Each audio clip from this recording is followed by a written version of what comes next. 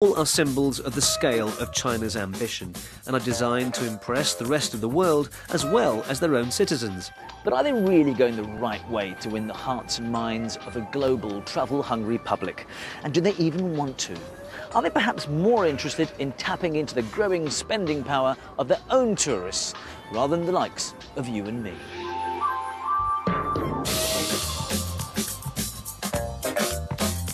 On my journey, I'll be granted unique access to the world's second tallest building, while it's still being built in Shanghai. And then move on to examine how China's ancient history is being repackaged in Xi'an. In Chengdu, I meet one of the natural world's great survivors, dance with the locals, and see the true extent of China's retail revolution in the world's biggest building. They say you can fit 20 Sydney opera houses in this building, and in terms of square meterage, it's the equivalent of 266 football pitches. Still not doing it for you? Oh, use your imagination.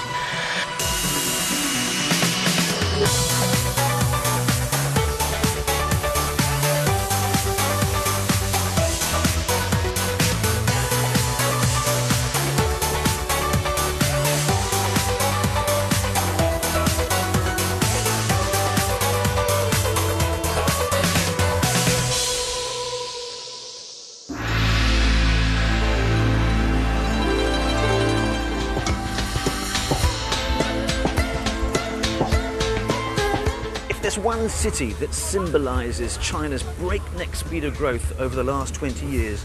It's this one, Shanghai. It was once Asia's busiest trading port, but its lustre faded up until the 1990s. And then that skyline appeared, and the greatest urban transformation the world had ever seen had begun. Take me outside, sit in the green garden. Today, Shanghai's motto appears to be bigger, better, bolder. The city has 241 skyscrapers, and there's a new kid on the block. Still a work in progress, the $2.5 billion Shanghai Tower will trump the lot when it opens to the public in 2015.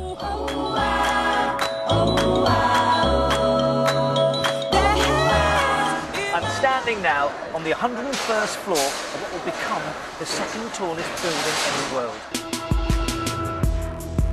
6 years in the making, the twisting, asymmetrical structure of the Shanghai Tower is designed to maximise efficiency and minimise the effects of strong gales and potential earthquakes. The most difficult building in the world right now. So the design of the building is very complicated.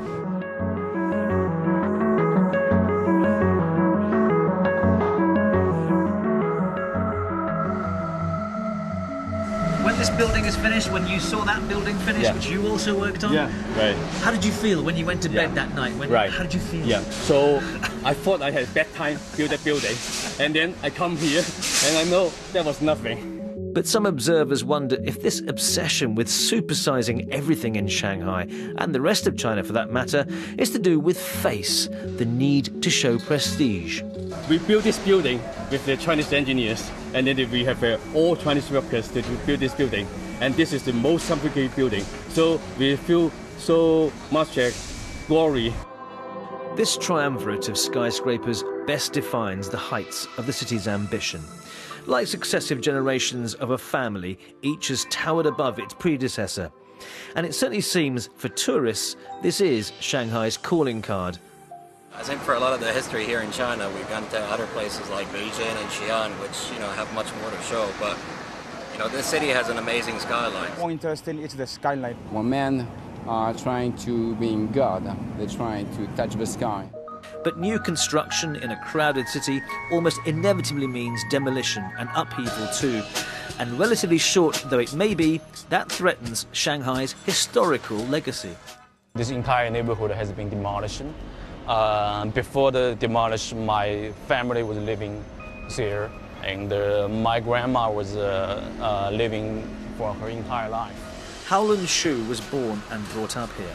He's seen the neighbourhood come down, and today he's watching it transforming into a huge commercial complex. The city might say, well, that is progress. That's going to make big business, big money.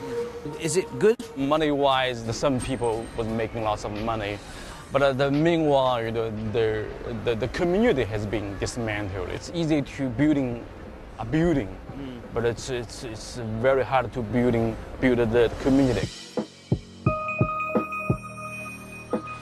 Now, some people say that the way that the whole city has changed, it has ruined local neighborhoods that used to exist, the heritage, the history, and that Shanghai has no soul because of these tall buildings. The Shanghai Tower have a very unique soul that gave the sample of the future high-rise in anywhere in the world. As for Daniel, well, his next job is on what is expected to become the world's tallest skyscraper in Shenzhen. And in the pipeline, construction on the world's first 1 kilometre-high superstructure. How high can they go, these buildings? Is there a limit to how high they can go? Well, virtually there's no limit. Dream of a building, and then we engineers will have to realize their dreams. So for the next stage of my journey, I leave behind the dazzling modernity of Shanghai as I head some 1,400 kilometres to ancient Xi'an.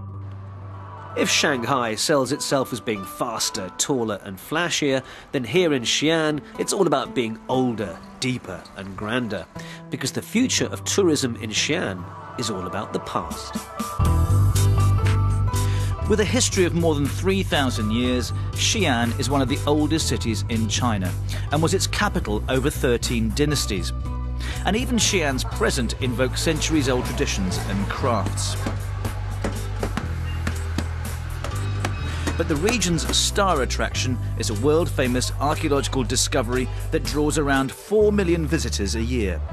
The Terracotta Army, standing guard over the underground tomb of Emperor Qian Shi Huang.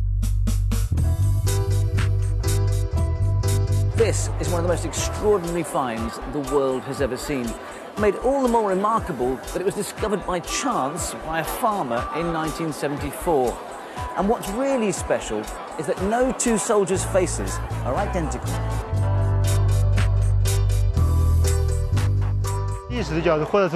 From a historical and archaeological point of view, this is a very important place for China's history and culture.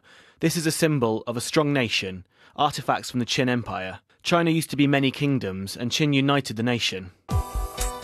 This may be one of the world's most celebrated and famous archaeological finds, but Xi'an is not content to rest there.